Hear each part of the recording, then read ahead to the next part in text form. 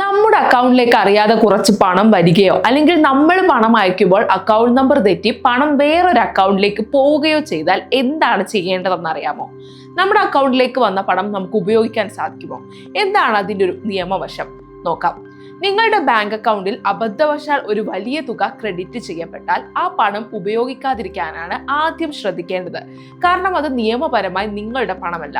അത്തരത്തിൽ കൈമാറി വന്ന പണം സ്വന്തമെന്ന് കരുതി ഉപയോഗിക്കുന്നത് ക്രിമിനൽ കുറ്റവുമാണ്. പണം തിരികെ നൽകാൻ നിങ്ങൾ തയ്യാറാകാതിരുന്നാൽ ബാങ്കിന് IPC സെക്ഷൻ 406 പ്രകാരം നിങ്ങൾക്കെതിരെ കേസ് കൊടുക്കാം.